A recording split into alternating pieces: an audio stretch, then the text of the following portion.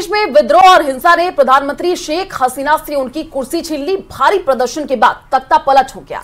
हालात बिगड़ता देख उन्होंने देश छोड़ दिया और भारत पहुंची। उनका विमान दिल्ली के पास गाजियाबाद के हिंडन एयरबेस पर उतरा है। सूत्रों के मुताबिक शेख हसीना आज भारत में ही रहेंगी और इस वक्त शेख हसीना हिंडन में ही मौजूद हैं। उनकी सुरक्षा के लिए कड़ी तैनाती की गई है। सूत्रों के मुताबिक शेख हसीना शरण के लिए लंदन जा सकती हैं या स्विट्जरलैंड भी वो जा सकती हैं। ये बड़ी जानकारी आपको दे रहे हैं। बांग्लादेश में जारी अशांति के बीच पश्चिम बंगाल में भारत बांग्लादेश सीमा क्षेत्र को हाई अलर्ट पर रखा गया और भारत ने बांग्लादेश के लिए सभी रेल सेवाएं रोक दी हैं। तो ये बड़ी जानकारी आपको दे रहे हैं। देखिए, हिंडन एयरबेस पर जो है शेख हसीना की रात कटी है। ये अपडेट आई है। तस्वीर भी हम आपको टीवी स्क्रीन पर दिखा रहे हैं। तो पश्चिम बंगाल में भारत बांग्लादेश सीमा क्षेत्र पर जो है अब अलर्ट भी जारी कर दिया गया है। इस वक्त की ये बड़ी जानकारी आपको दे रहे हैं और तस्वीरें भी हम आपको टीवी स्क्रीन पर दिखा रहे हैं। आप देखिए कि किस हिसाब से जो है अब ये कहा जा रहा है कि शेख हसीना जो है वो लंदन जा सकती हैं। सूत्रों के हवाले से ये बड़ी जानकारी और भारत बांग्लादेश जो है सीमा पर हाई अलर्ट भी जारी कर दिया गया है।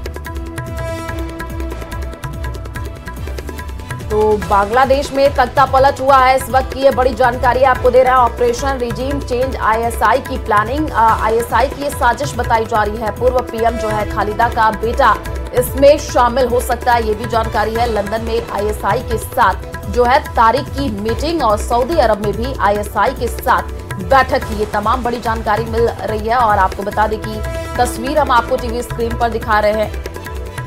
शेख हसीना की ये जो आप देख पा रहे हैं तस्वीर के माध्यम से, उन्हीं की फ्लाइट जो कि यहां पर लैंड हुई और भारत बांग्लादेश सीमा क्षेत्र में हाई अलर्ट जारी कर दिया गया है। तो बांग्लादेश में लगातार चौथी बार पीएम बनी शेख हसीना ने कभी सोचा नहीं होगा कि 15 साल का शासन सिर्फ 15 मिनट में ही हाथ से निकल जाएगा। बताया जा रहा है कि शेख हसीना को इस्तीफा देने के बाद सेना ने देश छोड़ने के लिए सिर्फ 45 मिनट का वक्त दिया था। शेख हसीना के देश छोड़ने के कुछ ही घंटे बाद उनकी विरोधी और चीन समर्थक खालिदा जिया को जेल से रिहा करने के आदेश दिए गए। तो वहीं शेख हसीना और बांग्लादेश के हालात पर पीएम मोदी ने हाई लेवल बैठक की है, जिसमें एनएसए, रक्षा मंत्री के साथ गृह मंत्री भी मौजूद रहे। तो आपको अलग अलग तस्वीरें भी टीवी स्क्रीन पर दिखा रहे हैं। और पिछले 24 घंटे में बांग्लादेश में जम करके हिंसा हुई, आगजनी हुई और लोगों पर हमले भी हुए। ये 5 तस्वीरें देखिए। बांग्लादेश की राजधानी ढाका में शेख हसीना के आधिकारिक निवास पर प्रदर्शनकारियों ने कब्जा कर लिया। पीएम के घर पर जाकर लूटपाट की, तोड़फोड़ की। सैकड़ों की संख्या में आए प्रदर्शनकारियों ने संसद को भी नहीं छोड़ा। तो वहां भी विरोध करने वाले लोगों ने हंगामा किया। ढाका में जो है अवामी लीग के दफ्तर में आग लगा दी और अवामी लीग के सांसदों के घर पर भी हमले हुए, आगजनी हुई, जिसकी तस्वीरें हम आपको टीवी स्क्रीन पर दिखा रहे हैं। अलग अलग तस्वीर देखिए, आप देख पा रहे हैं कि कैसे ढाका में हिंसा हुई, आगजनी की तस्वीर आई है। पीएम आवास में लूट हुई है और संसद पर धावा बोल दिया गया।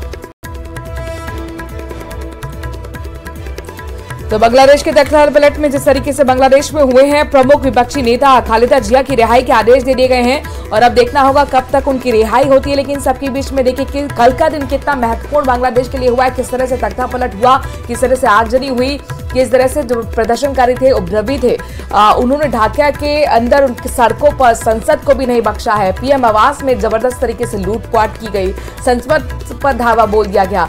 सड़क पर सेना इस वक्त तैनात है और सांसद के घर पर भी हमले की जानकारी मिल रही है। आगजनी जबरदस्त तरीके से की गई है।